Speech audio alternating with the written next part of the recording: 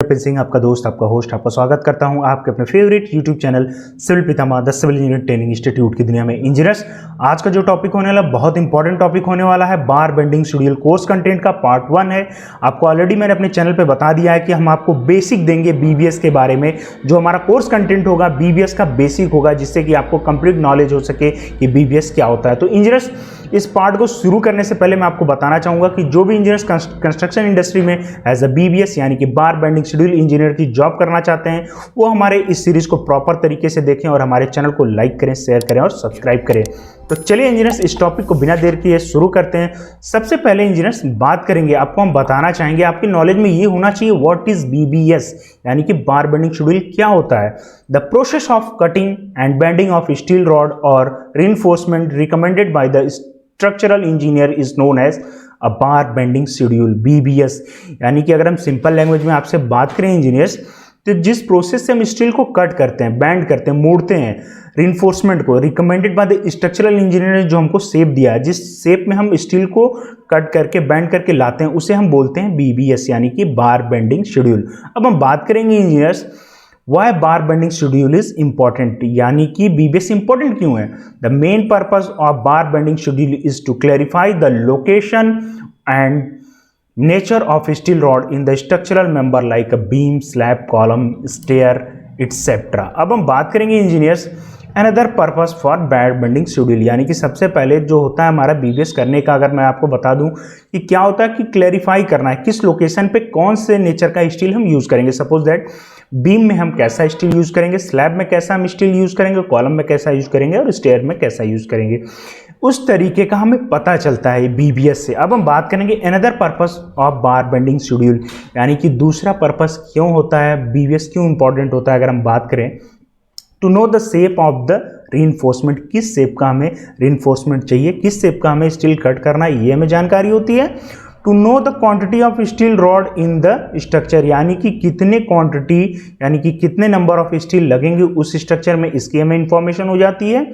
To know the diameter and length of steel rod at a different location of the structure, यानी कि किस location पे कितने लंबाई का हमें स्टील रॉड यूज करना, उसका डायमीटर क्या होगा, ये हमें बीबीएस के थ्रू इंपॉर्टेंट मिल जाती है। बात करेंगे to know the spacing and bending of steel rod at a different length, यानी कि किस लेंथ पे कितना हमें स्पेसिंग देना है, कितनी हमें बेंडिंग करनी है स्टील की।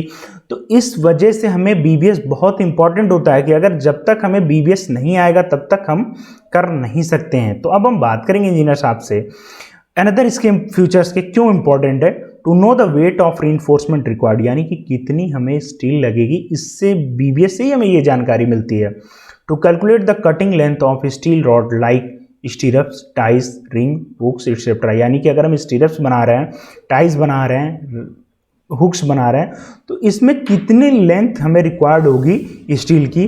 तो अगर बीबीएस हमको पता होगा तो उतने लेंथ की हम स्टील को कट करेंगे। अब बात करेंगे it help us to guide the workman in a systematic way of cutting steel rods, यानी कि इससे जो होता है कि हमारे जो वर्कमैन होता है जो कट करता है स्टील को, उसको प्रॉपर तरीके से हम गाइड कर सकते हैं कि नहीं हमें इतने लेंथ की काटनी है। अब हम बात करेंगे it help us to make the project economically by minimising the wastage of steel rods, यानी कि अगर हमें अच्छे तरीके से बीबीएस की जानकारी होगी तो हम वेस्टेज को भी कंट्रोल कर सकते हैं।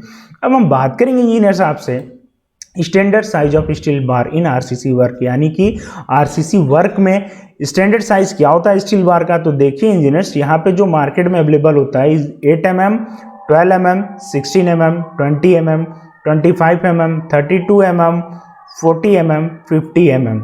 अब ये देख सकते हैं आप इसको प्रॉपर तरीके से, इस स्टैंडर्ड साइज की हमें स्टील मार्केट में इजिली अवेलेबल होती है आरसीसी वर्क के लिए। अब हम बात करेंगे आपसे, but the construction should order, contractor जो है कि वो ऑर्डर कर सकता है to the factory to construct the desired diameter of steel according to their design of the structure.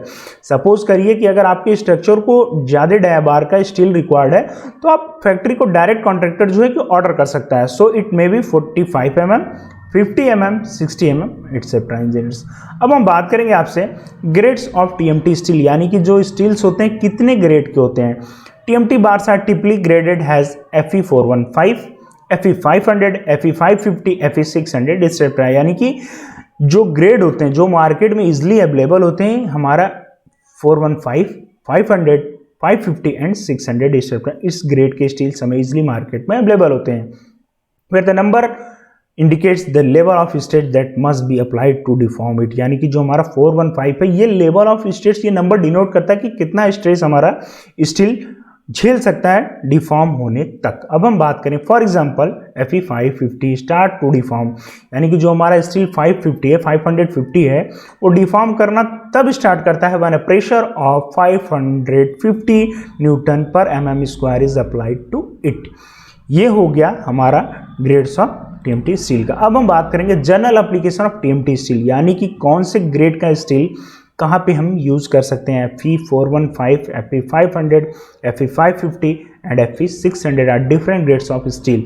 अब कहाँ पे कौन से ग्रेड के स्टील को हम यूज कर सकते हैं, तो सबसे पहले हम आपसे बात करें Fe 415। Due to its higher uniform elongation it can be used in RCC construction in a corrosion and as well as earthquake prone zone, यानी कि 415 स्टील को हम कहाँ पे यूज कर सकते हैं, जहाँ पे RCC स्ट्रक्चर ज़्यादा कोरोजन में हो या अर्थक्वेक प्रोन जोन में हम Fe 415 को यूज कर सकते हैं। अब सिमिलरली हम बात करेंगे Fe 500, the high corrosion resistance. ये जो हमारा Fe 500 होता है बहुत ही हाईली कोरोजन रेजिस्टेंस होता है, एक्सीलेंट बेंडेबिलिटी, इसकी बेंडेबिलिटी जो होती है काफ़ी एक्सीलेंट होती है and great resistance on a dynamic loading of Fe 500। It is used in RCC construction in a building, bridges and other concrete structure. इसको हम यूज कर सकते हैं बिल्डिंग में, ब्रिजेस में, अदर कॉन्क्रीट स्ट्रक्चर में। ये हाईली कोरोजन रेजिस्टेंस होता है Fe 500।